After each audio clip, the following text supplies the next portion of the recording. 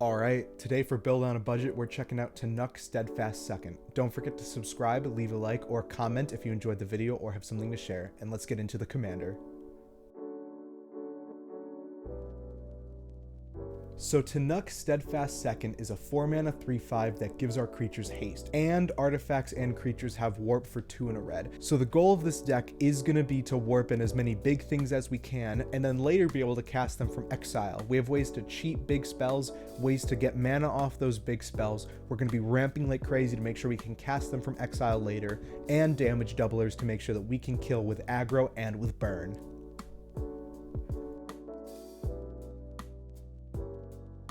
And we're going to need some credits to fund our big stuff, so let's get into that, starting with Elena Kessig Trackber. She's a 5-mana 4/3 legendary creature human scout with first strike. She'll have haste because of our commander, and she can tap to add red equal to the greatest power among creatures that entered this turn. So if we warp in something that's 7 power, she'll be able to tap for 7. Incredible. Hedron Archive is a 4-mana artifact that taps for 2, and you can pay 2 and sack it to draw 2 cards. Interdimensional Webwatch is the same. It's a 4-mana mana rock that taps for 2 mana of any color that you can only spend to cast spells from exile, and when it enters you exile the top 2. So this isn't helpful for the sake of warping stuff out, but for casting those things later, it's incredible.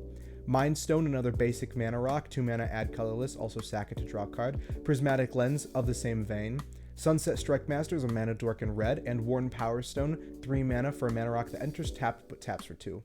Zookeeper Mechan is another mana dork. Wayfarer's Bauble, also an incredible mana rock, play on turn 1, sack on turn 2, commander on turn 3. Ornithopter of Paradise and Iron Mirror are 2 mana dorks we're definitely going to want to use. Solemn Simulacrum is also incredible because we can play it for its warp and then play it from exile later, so we'll be able to get 2 lands off of this.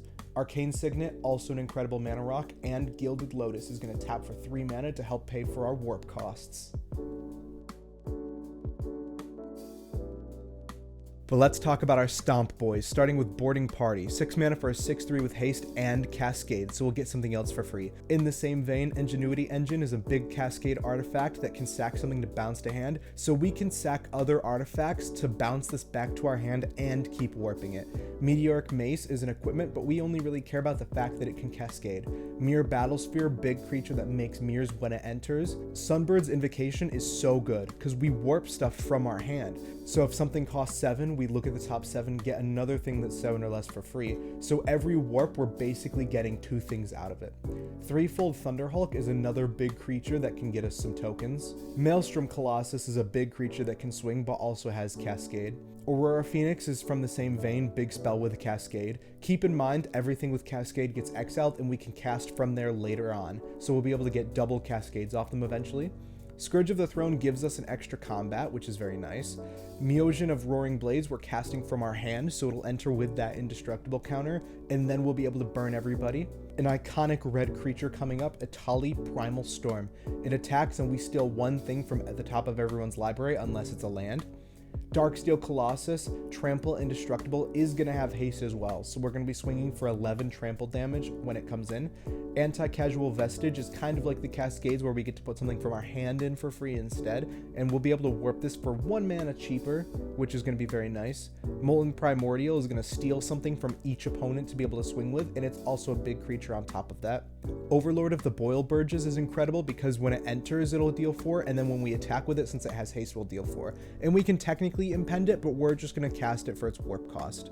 And rounding out the category, such an insane card, Skitterbeam Battalion. It has Prototype, which is fine, but since we're warping it, we're going to get 2 4/4s for free that will stick around with Trample and Haste, and the actual one will go to exile to play for real later on, but just playing it for its warp cost is incredible.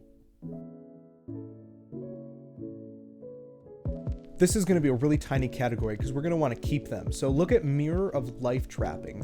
4 mana whenever a creature enters, if it was cast, exile it, then return all other permanent cards exiled with Mirror of Life Trapping to the battlefield under their owner's control. So when we cast something for a warp, it'll go right under the mirror, we'll get the thing we just warped back, and then we warp another thing, and that other first thing we just warped we'll get for free, but it'll stay.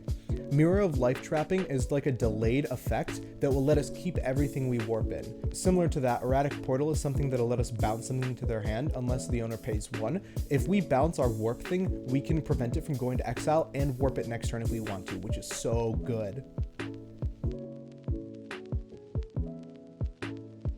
And we're going to want to blow stuff up, so we're going to take a collision course, starting with a Braid. Typical card to want to blow stuff up. Chain Reaction is also a great board wipe. Fling will be able to sacrifice the thing we warped in to hopefully deal a ton of damage to something. Meteor Golem, something we can warp in to destroy a permanent. Spawn of Thraxus deals damage equal to our mountains to any target, which is so good. Tyrant's Familiar will deal 7 damage to a defending creature when we attack, so we'll be able to blow something up with that. Chaos Warp is a typical removal spell. Tri-Sentinel Act of Vengeance is a new card. It'll let us deal 3 damage to a creature each opponent controls when it enters, so when we warp that in, we'll blow up 3 things. Warstorm Surge lets us deal damage equal to power to any target, which could be a creature or a player if we need to close out the game, so we can blow stuff up with our warp things in too. Blasphemous Act, typical board wipe. Kazul's Fury, also an incredible fling effect, but it's also an MDFC, so it costs 1 more, but we get a land on the back if we need it. And rounding out the category, we have Vandal Blast. We can destroy an artifact or overload it to blow up everyone else's artifacts. And of course, we're going to want to draw some cards along the way. So we're going to use Cathartic Reunion, discard 2, draw 3, pretty simple. Combustible Gearhulk, we can cheat into play. Since we have so many big creatures, nobody's going to want to pay the life, so we'll definitely draw 3. Demand Answers of the same vein to discard and draw 2. Dragon's Mage is a creature we can warp into play and wheel our hand. Sandstone Oracle, a creature we can warp into play and draw up to our opponent's hand. Seize the Spoil, discard a card, draw 2 cards, and create a treasure. Thrill of Possibility, discard a card, draw 2 cards. Grab the Prize, discard a card, draw 2 cards. You can see a trend going on here. We're going to churn through our deck deep.